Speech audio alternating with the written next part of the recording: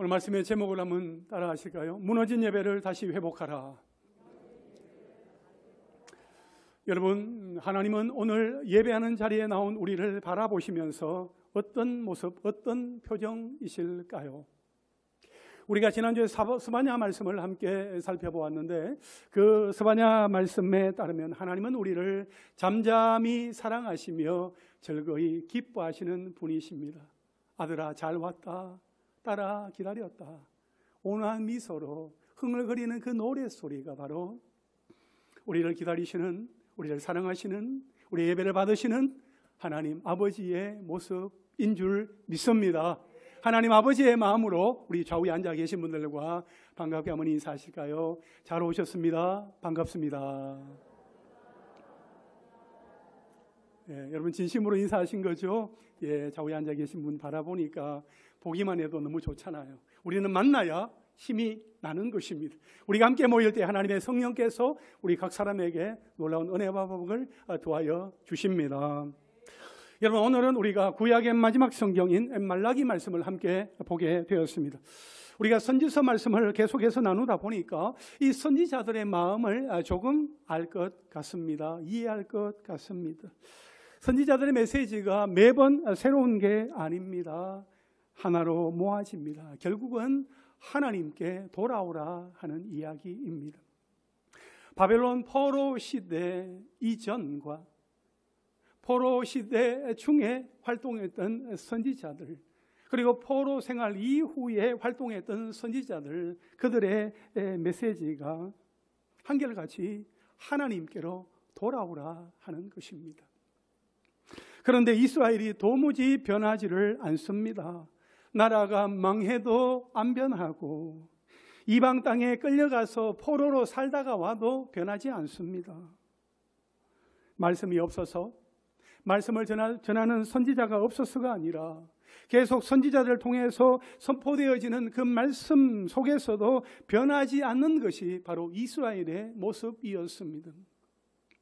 말라기 선지자는 이스라엘 백성들이 바벨론 포로 생활에서 돌아온 지 100년 후에 살던 선지자입니다.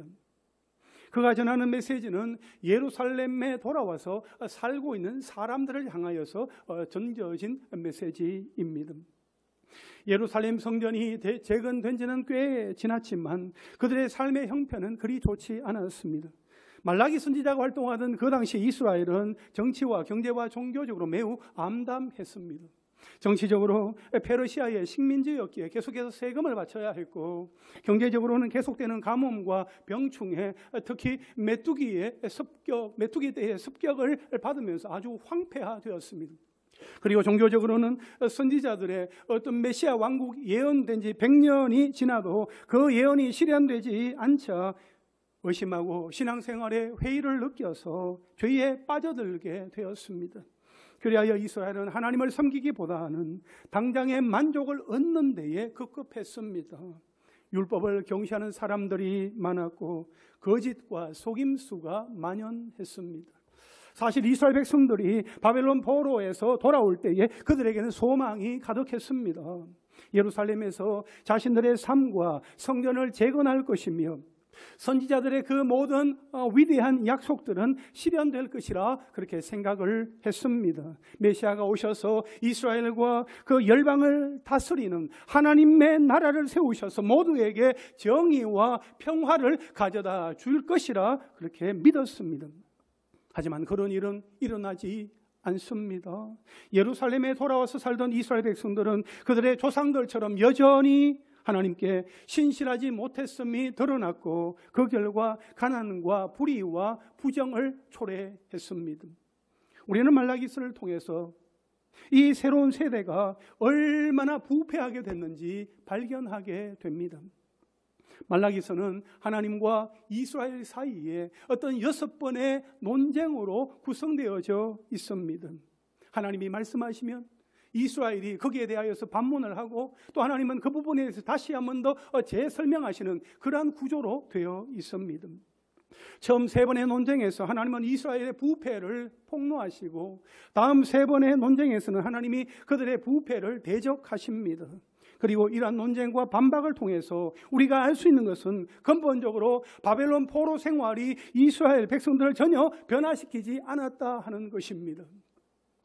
이스라엘의 마음은 여전히 굳어 있었습니다. 저처럼 한번 따라 하실까요? 변하지 않는 이스라엘. 이스라엘이 변하지 않는 거예요. 6번의 논쟁 가운데 첫 번째 논쟁은 말라기 1장 1절부터 5절까지 말씀인데, 여기는 하나님이 여전히 자신의 언약 백성을 사랑하신다 하는 그 말씀으로 시작을 하고 있습니다. 그런데 이스라엘은 아주 무례하게도 자신들을 사랑하신다는 그 증거가 어디에 있습니까? 하면서 하나님 앞에 이의를 제기합니다.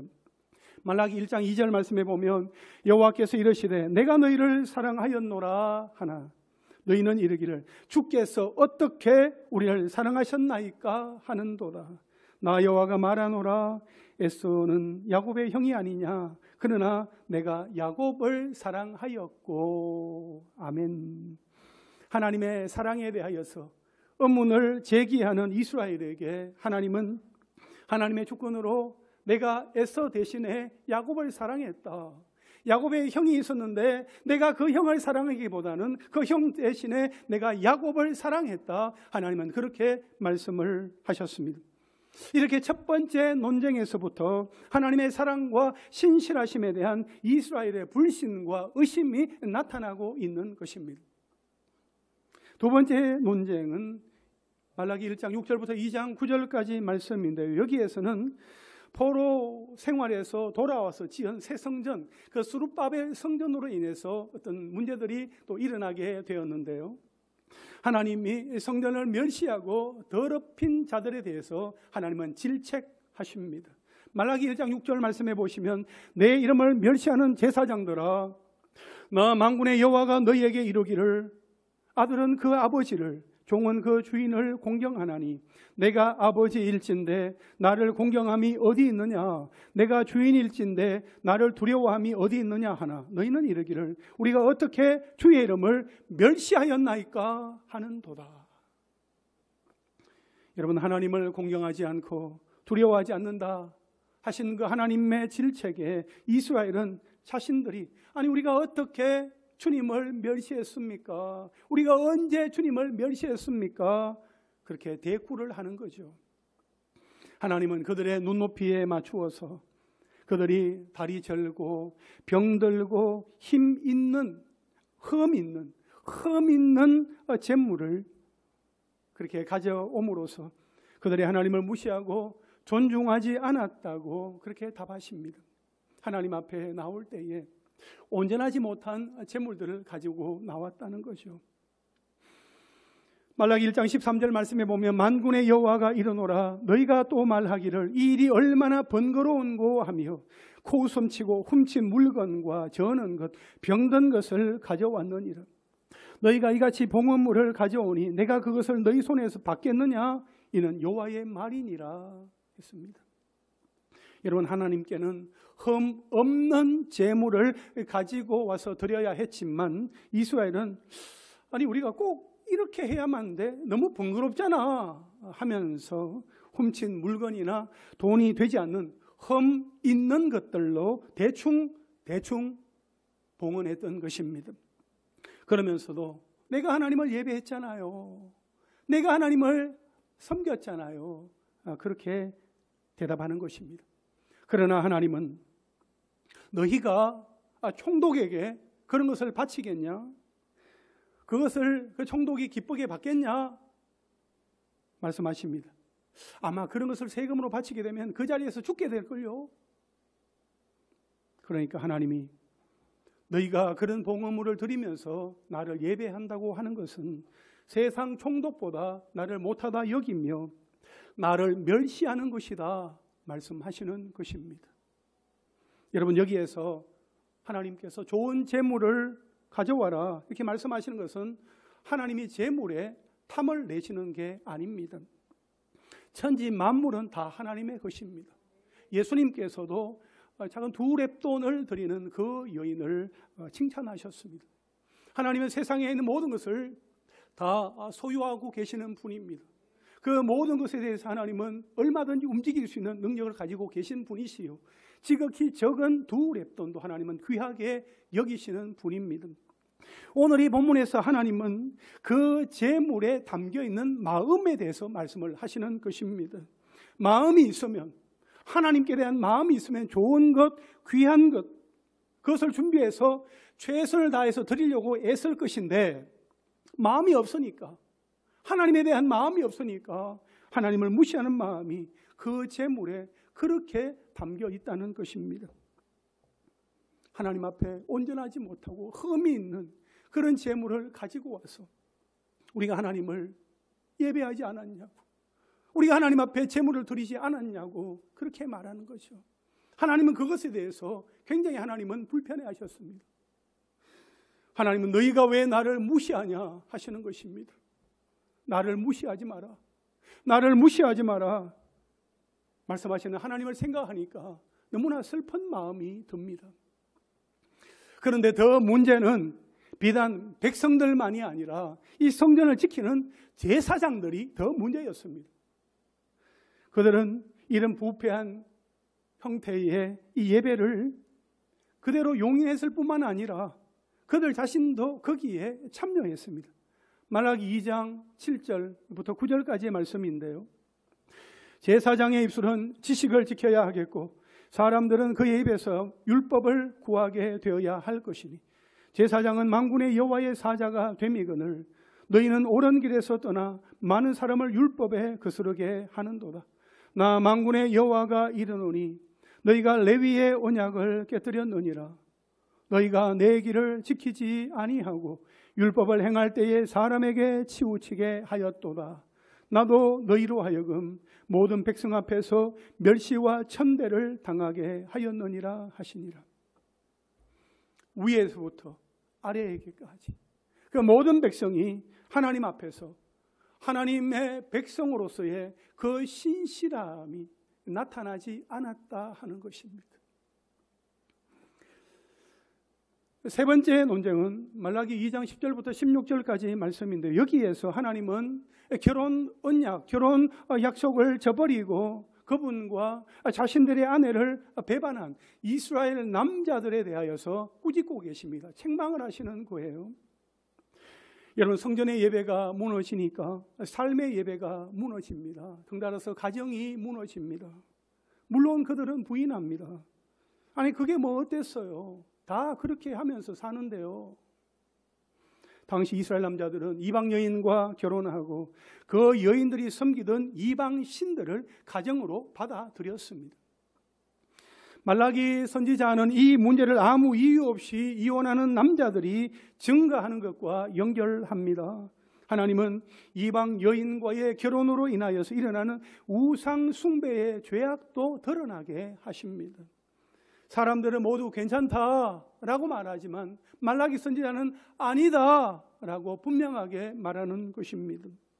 말라기 2장 16절 말씀에 보면 이스라엘의 하나님 여호와가 이르노니 나는 이혼하는 것과 옷으로 학대하는 학대를 가리는 자를 미워하노라. 만군의 여호와의 말이니라.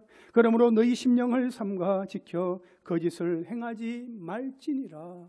이렇게 말씀을 하고 있습니다. 네 번째 논쟁은 말라기 2장 17절부터 3장 5절까지 말씀인데요, 이것은 이스라엘 백성들이 하나님의 무관심을 비난하고 정의의 하나님이 어디에 계십니까? 그렇게 묻는 것으로 시작합니다. 말라기 2장 17절 말씀 우리 함께 읽겠습니다. 시작. 너희가 말로 여호와를 괴롭게 하고도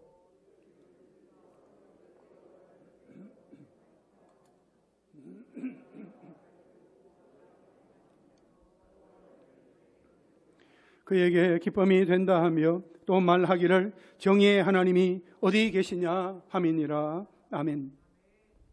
그들은 아니 이렇게도 불의와 부패가 성행하는데 하나님은 아무것도 안 하고 계신다, 그렇게 생각을 한 것이죠. 이에 하나님은 다시 임하실 여호와의 날을 위해서 그분의 백성을 준비시킬 주의 사자를 보낼 것이라고 그렇게 대답을 하십니다. 말라기 3장 1절 말씀 우리 다시 한번 읽겠습니다. 시작. 만군의 여호와가 이르노라. 보라, 내가 내 사자를 보내리니 그가 내 앞에서 길을 준비할 것이요 또 너희가 구하는 바 주가 갑자기 그의 성전에 임하시리니 곧 너희가 사모하는 바 언약의 사자가 임하실 것이라. 아멘. 여러분, 말라기 3장 1절에서 말하는 이 내 사자는 예수님의 오시는 그 길을 예비하는 세례 요한을 가리킵니다. 그리고 언약의 사자는 예수 그리스도를 말씀하고 있는 것입니다. 그날에 오시는 언약의 사자는 불과 같이 주의 백성을 정결하게 하고 우상 숭배와 음란과 불의를 제거하여서 오직 신실한 자들만 주의 백성으로 남게 할 것이다. 그렇게 말씀을 하고 있는 것입니다. 다섯 번째 논쟁은 말라기 3장 6절에서 12절 말씀인데요, 여기에서 하나님은 백성들에게 내게로 돌아오라, 내게로 돌아오라 그렇게 말씀을 하십니다. 이에 이스라엘 백성들은 우리가 어떻게 해야 하나님께로 돌아갈 수 있습니까? 하고 묻습니다. 말라기 3장 7절 말씀 한번 보십시오. 만군의 여호와가 이르노라, 너희 조상들의 날로부터 너희가 나의 규례를 떠나 지키지 아니하였도다. 그런즉 내게로 돌아오라, 그리하면 나도 너희에게로 돌아가리라 하였더니 너희가 이러기를 우리가 어떻게 하여야 돌아가리까 하는도다 했습니다. 하나님은 돌아오라 그렇게 말씀하셨는데 우리가 어떻게 해야 돌아갈 수 있습니까? 라고 다시 묻는 것이요.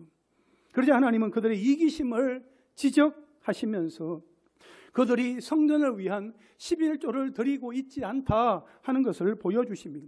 여기서 11조라는 말은 10분의 1을 의미하는데 이스라엘 사람들이 연간 수입과 소출의 10분의 1을 성전과 또 이렇게 제사장들을 후원하기 위해서 기부했던 헌금을 말하는 것입니다. 이 관습은 율법의 다른 부분에도 이제 기록이 되어 있는데요. 근데 이 말라기서와 이렇게 느헤미야서를 통해서 이스라엘 백성들이 이 책임을 등한시했다 하는 것을 우리가 보게 되어집니다. 이스라엘 백성들은 바벨론 포로 생활에서 돌아와서 새로운 스룹바벨 성전을 짓고 성벽을 재건한 이후에 이제 율법대로 살겠습니다, 11조를 제대로 우리가 드리겠습니다 라고 그렇게 작정을 했습니다. 그런데 얼마 지나지 않아서 그 약속이 제대로 지켜지지 않았습니다. 느헤미야 13장 10절 말씀에 보면 내가 또 알아본즉 레위 사람들이 받을 몫을 주지 아니하였으므로 그 직무를 행하는 레위 사람들과 노래하는 자들이 각각 자기 밭으로 도망하였기로, 이렇게 말씀을 하고 있습니다. 여러분, 이스라엘 백성들이 11조를 드리지 않으니까 그 11조를 받아서 생활해야 되는 레위 사람들이 생활할 수가 없습니다. 레위인들이 생활비를 받을 수가 없어요. 그래서 레위인들이 어떻게 합니까? 일단 먹고 살기 위해서 자기들의 어떤 삶의 터전으로 도망가 버립니다. 그래서 성전이 비워지게 되는 거죠. 그러다 보니까 이 성전은 황폐해질 수밖에 없는 것입니다. 하나님은 이런 그들을 질책하시면서 그들에게 부어주고 싶으나 오직 그들이 하나님께 온전히 신실할 때만 그렇게 그러한 복을 받아 누리게 될 것이다 라고 말씀을 하십니다. 11조는 내 모든 소산을 하나님께서 주셨습니다 라는 것을 인정하는 신앙의 고백이었습니다. 하나님이 그 신앙의 고백을 받으시고 또 그 백성들에게 하늘의 복을 주시는 그 축복의 선순환의 원리를 하나님께서 만들어 놓으셨습니다. 그러나 이스라엘 백성들은 자신들의 그 이기심 때문에 하나님께 드리지 않았습니다. 그러니 하나님이 복을 내려주시지 않습니다. 하나님이 안 주시니까 이스라엘 백성들은 더 가난해집니다. 게다가 11조를 드릴 그러한 형편도 되지 않습니다. 결국 악순환이 계속되는 것이지요. 이 악순환의 고리를 어떻게 끊어야 할까요? 이 악순환의 고리를 끊으려면 어떻게 해야 할까요? 말라기 3장 10절부터 12절까지 말씀 우리 함께 읽겠습니다. 시작. 만군의 여호와가 이르노라, 너의 온전한 11조를 창고에 들여 나의 집에 양식이 있게 하고 그것으로 나를 시험하여 내가 하늘 문을 열고 너희에게 복을 쌓을 곳이 없도록 붙지 아니하나 보라. 만군의 여호와가 이르노라. 내가 너희를 위하여 메뚜기를 금하여 너희 토지 소산을 먹어 없애지 못하게 하며 너희 밭에 포도나무 열매가 기한 전에 떨어지지 않게 하리니 너희 땅이 아름다워지므로 모든 이방인들이 너희를 복되다 하리라. 만군의 여호와의 말이니라. 아멘. 여러분, 이스라엘이 어떻게 우리가 하나님께로 돌아갈 수 있습니까? 그렇게 물었습니다. 그럴 때 하나님은 온전한 11조를 말씀하십니다. 여러분, 이것은 단순히 헌금의 문제가 아닙니다. 이것은 언약 백성으로서, 하나님의 백성으로서의 삶의 방식의 문제입니다. 여러분, 먹고 사는 것이 얼마나 중요합니까? 그런데 이 먹고 사는 방식이 하나님의 사람들은 세상 사람들의 방식과는 달라야 한다 하는 것을 말씀하시는 것입니다. 세상 사람들은 안식일에도 일하고 11조도 안 하고 다 자기가 그냥 먹고 그렇게 살지만 안식일을 지키고 11조도 하나님 앞에 드리는 당신의 백성에게 하나님은 그들이 더 아름답게 사는 모습을 보여주겠다, 책임지겠다 하는 것입니다. 이 하나님의 백성으로서의 삶의 패턴을 바꾸어라. 그게 하나님께로 돌아오는 것이다 라고 말씀하고 있는 것입니다. 세상 사람들과는 다르게 살아가야 한다는 것을 분명하게 말씀하고 있는 것입니다. 세상 사람들은 자기가 벌고 자기가 먹습니다. 내가 땀 흘리고 수고했기 때문에 이 모든 것은 내 것이다 생각하면 그렇게 먹고 마시며 살아갑니다. 그러나 우리 예수 믿는 사람들은 다르다는 것이죠. 우리의 삶 속에서 우리 가운데 주어지는 그 모든 소득은 하나님께서 주신 것이다. 하나님께서 주신 것이라는 것을 인정하고 하나님 앞에 고백하며 나아갈 때에 하나님은 믿는 자들을 세상 사람들보다도 더 귀하게 또 더 아름답게 살아간다는 것을 하나님께서 내가 보여주겠다, 내가 책임지겠다 하는 것입니다. 그리고 우리는 기준이 다른 거죠. 세상 사람들은 자기 기준을 가지고 살아가지만 우리는 하나님의 말씀의 법, 말씀의 기준을 따라서 살아가는 사람들인 것입니다. 마지막 6번째 논쟁은 말라기 3장 13절부터 4장 3절까지의 말씀인데, 여기에서는 이스라엘 백성들이 하나님을 비방하면서 그분을 섬기는 것이 헛되다 그렇게 말합니다. 왜냐하면 그들이 지금 보기에는 행악하고 교만한 자들이 성공하는데도 하나님이 아무것도 하지 않는 것 같았기 때문입니다.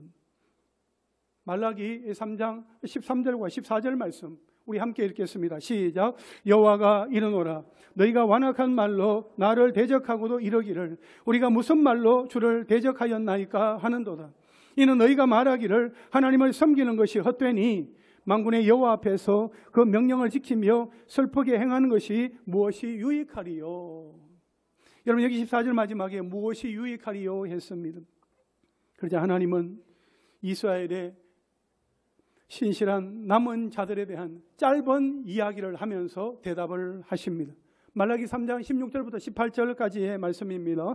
그때에 여호와를 경외하는 자들이 피차에 말하며 여호와께서 그것을 분명히 들으시고 여호와를 경외하는 자와 그 이름을 존중히 여기는 자를 위하여 여호와 앞에 있는 기념책에 기록하셨느니라. 만군의 여호와가 이르노라. 나는 내가 정한 날에 그들을 나의 특별한 소유로 삼을 것이요 또 사람이 자기를 섬기는 아들을 아낌같이 내가 그들을 아끼리니 그때에 너희가 돌아와서 의인과 악인을 분별하고 하나님을 섬기는 자와 섬기지 아니하는 자를 분별하리라 말씀하고 있습니다. 여러분, 남은 자들이란 여호와를 경외하고 어떻게 하나님을 높이고 섬길지 함께 모여서 논하기를 사모하는 자들입니다. 그래서 하나님은 그들을 위해서 일종의 기념책에 기록할 것을 명하십니다. 하나님은 그들의 믿음과 섬김이 결코 헛되지 않으며 그들을 하나님의 특별한 소유로 아끼시며 마지막 날에 의인으로 또 하나님을 섬기는 자로 분별할 것이다 그렇게 약속하여 주십니다. 여러분, 이제 말라기의 결론에 해당하는 부분인데요. 말라기 4장 1절부터 3절까지의 말씀입니다. 이 부분은 이 네 번째 논쟁에서 등장한 이 여호와의 날에 대한 주제를 가져와서 다루는데 좀 더 그 이상으로 이제 발전을 시킵니다. 하나님은 심판의 날을 정하셨고 그날의 백성 가운데 교만하고 악한 자들 남김없이 다 태울 것이다. 그렇게 말씀을 하고 있습니다. 하지만 결론 부분은 신실한 자들의 미래에 대해서도 덧붙이십니다. 말라기 4장 2절 말씀에 보면 내 이름을 경외하는 너희에게는 공의로운 해가 떠올라서 치료하는 광선을 비추리니 너희가 나가서 외양간에서 나오는 송아지같이 뛰리라. 할렐루야. 남은 자들에게는 이 여호와의 날이 위협이 아니라 기쁨이 된다는 것입니다.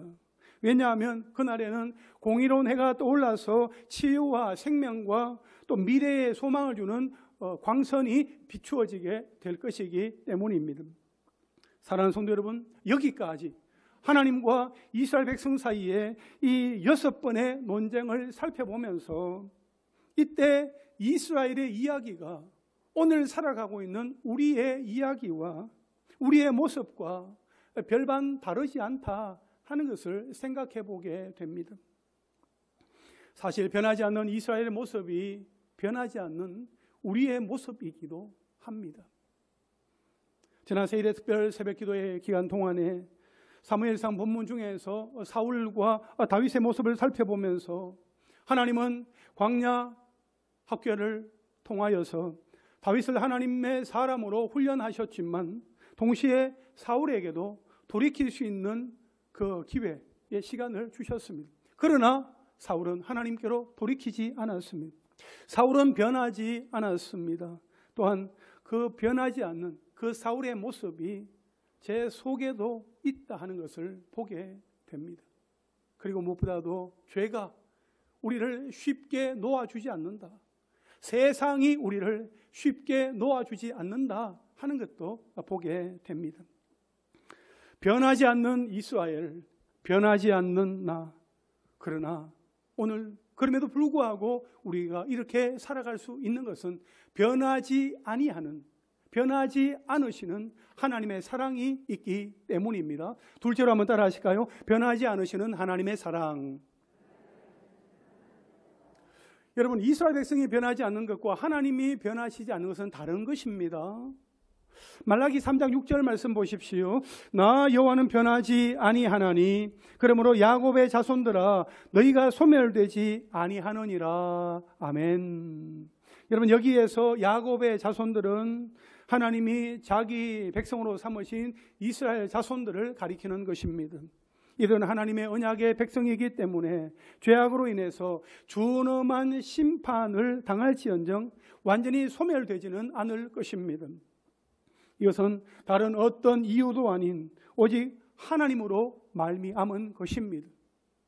저 그들과 언약을 맺으신 하나님은 그 언약을 신실하게 이행을 하시되 영원까지 이행하시는 분이시며 그 언약 백성을 반드시 구원하시고 보호하시는 분이시기 때문입니다. 그렇습니다, 여러분. 우리는 항상 변질되기 쉽고 타락하기가 쉬워서 우리 자신만을 바라본다면 절망하고 낙담하기가 쉽습니다. 낙담할 수밖에 없습니다. 그러나 우리는 우리의 그 어떠함으로 인하여서 절망하거나 낙담하지 말아야 할 것이며 우리와 더불어 언약을 맺으신 하나님, 그분이 어떤 분이신지를 우리는 바라볼 수 있어야 합니다. 그래야 할 때 우리는 우리의 삶의 어떤 자리에서든지 소망을 가지고 다시 일어설 수 있습니다. 여러분, 성경은 하나님과 이스라엘의 이 관계를 자주 결혼에 비유합니다. 왜냐하면 하나님과 이스라엘이 언약으로 맺어진 관계이기 때문입니다. 여러분, 결혼을 하면 언제가 제일 좋습니까? 결혼을 하면 제일 좋은 시기가 있지요. 허니문, 신혼 때가 제일 좋습니다. 누구에게나 다 이 신혼 때가 제일 좋은 것이요. 여러분, 하나님이 기억하시는 이스라엘과의 그 허니문 때가 있었다는 것입니다. 그때가 언제일까요? 하나님이 이스라엘과 너무 사랑하고 너무 행복했던 그 순간이 있었는데 그 때가 언제였는지 예레미야 2장 2절에서 이렇게 말씀을 하고 있습니다. 가서 예루살렘의 기에 외칠지니라. 여호와께서 이와 같이 말씀하시기를 내가 너를 위하여 내 청년의 때의 인내와 내 신혼 때의 사랑을 기억하노니 곧 씨 뿌리지 못하는 땅 그 광야에서 나를 따랐음이니라 말씀하고 있습니다.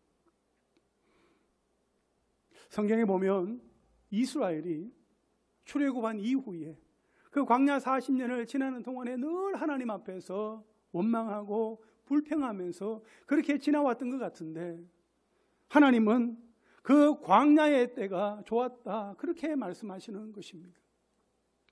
그래도 그때가 좋았어. 그때는 나만 바라봤잖아. 나만 따라왔잖아. 그때가 우리의 신혼이었지. 우리가 그때는 서로 사랑했었는데 라고 말씀하시는 것입니다. 그래도 이전까지 이스라엘 백성들은 하나님이 돌아오라 그렇게 말씀하시면 하나님 잘못했습니다. 하나님 용서해 주세요. 그렇게 대답하면서 잠깐이라도 이렇게 돌이키는 순간이 있었단 말이죠. 그런데 이제 바벨론 포로 생활에서 돌아온 이후에 이스라엘은 남편이고 뭐고 그래서 네가 나한테 해준 게 뭐냐 하는 막무가내 식으로 보이는 그 아내의 모습을 하나님 앞에 보이고 있는 것입니다. 말라기서에서는 하나님이 말씀하시면 그 말씀마다 거칠게 반문합니다. 우리가 그랬다고요? 우리가 언제요? 하나님이 우리를 사랑하셨다고요? 언제요? 하나님이 우리에게 해주신 게 뭔데요? 하나님이 정의롭다고요? 하면서 그들이 하나님 앞에 이렇게 계속해서 반문하면서 대들었던 것을 우리는 말씀 속에서 보게 됩니다. 여러분 만약 부부 사이에서 이렇게 한다면 어떻게 될까요? 남편이 말을 하면 아내는 또 어떻게 해야 되죠? 잘 들어주고 수긍을 해야 또 이렇게 대화가 되는 거잖아요. 부부 사이에 대화가 되는데 뭐 나를 사랑했다고? 언제 사랑해서? 도대체 나에게 해준 게 뭐야? 당신 성격이 좀 이상한 거 아니야? 만약 그렇게 해버리면 이 부부 사이의 대화는 단절이 되어집니다. 남편이 입을 닫아버립니다. 괜히 말을 섞으면 계속해서 싸움이 되니까 말을 안 하는 거예요. 헤어진 것은 아니지만 소 닭 보듯이 하는 그런 사이가 되고 마는 것입니다. 여러분 하나님과 이스라엘 백성 사이의 관계도 그러했습니다.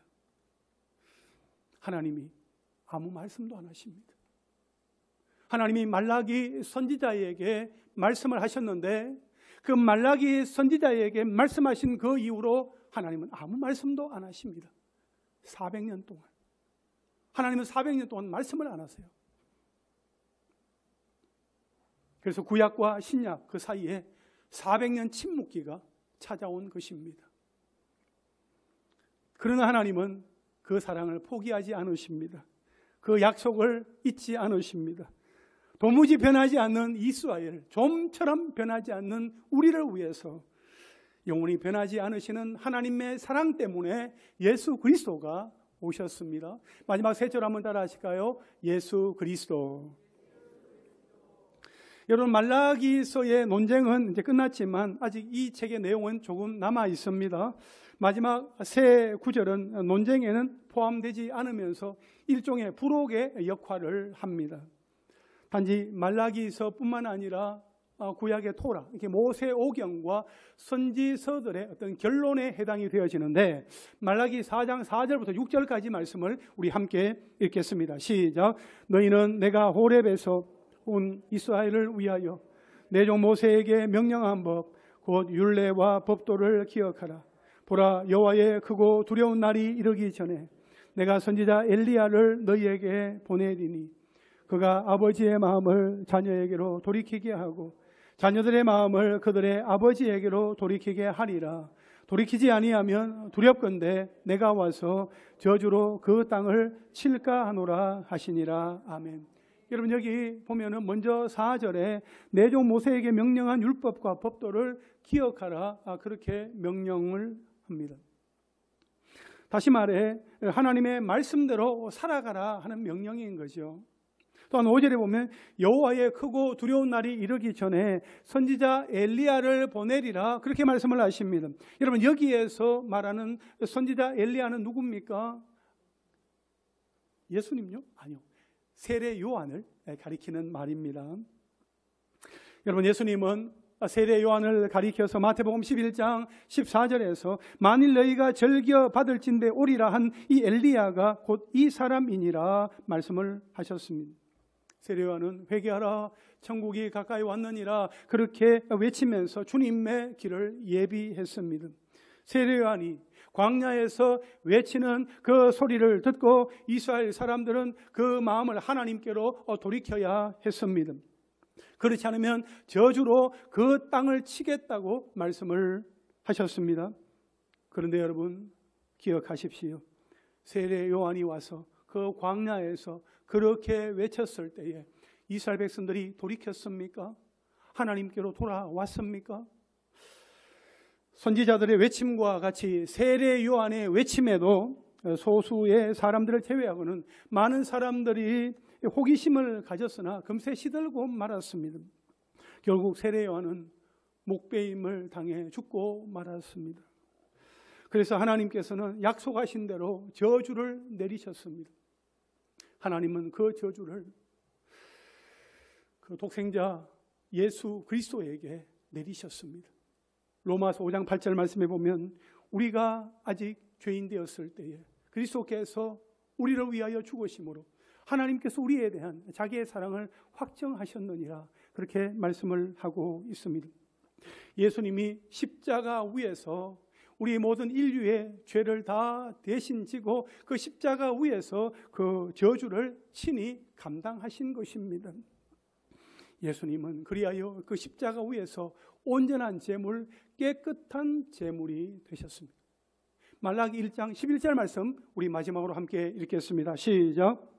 만군의 여호와가 이르노라 해 뜨는 곳에서부터 해 지는 곳까지의 이방 민족 중에서 내 이름이 크게 될 것이라. 각 처에서 내 이름을 위하여 분향하며 깨끗한 제물을 드리리니 이는 내 이름이 이방 민족 중에서 크게 될 것임이니라. 아멘.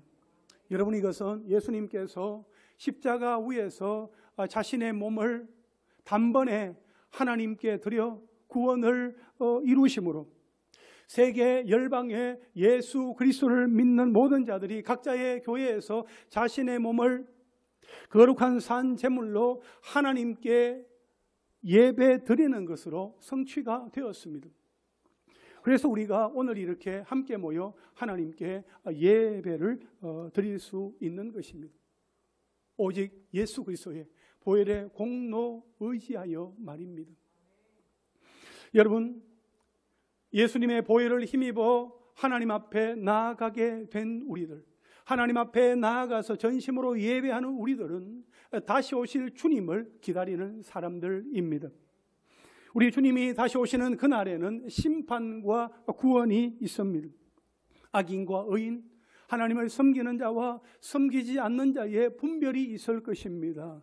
그러므로 우리는 하나님을 경외함으로 오직 하나님만을 예배하며 하나님의 백성으로서의 삶의 방식을 따라서 하나님을 예배하며 말씀을 따라 살아야 합니다. 사랑하는 성도 여러분, 코로나19로 교회마다 예배가 많이 무너졌다고 말합니다. 그러나 코로나19로 교회 문이 닫힌 것은 그동안 우리의 예배가 너무나도 이렇게 형식적이고 또 습관적이어서 하나님이 닫히게 하신 것은 아닌가 하는 생각을 해보게 됩니다. 그래서 예배가 재개되었을 때에 우리가 얼마나 좋아하고 또 예배를 사모했었습니까? 그런데 이 코로나 팬데믹이 계속해서 길어지다 보니까 그 예배를 사모하는 그 마음조차도 다 사라져 버렸습니다. 부디 오늘 이 말씀을 통해서 우리의 무너진 예배가 다시금 회복되어지기를 간절히 바랍니다. 그리하여서 교회에서 드리는 예배와 우리 일상에서 드리는 그 삶의 예배들이 하나님이 기뻐하시는 거룩한 산제사로 드려질 수 있게 되기를, 또 그런 예배를 드리는 저와 여러분 우리 모두가 될 수 있기를 주님의 이름으로 축원합니다. 할렐루야. 아멘. 우리 함께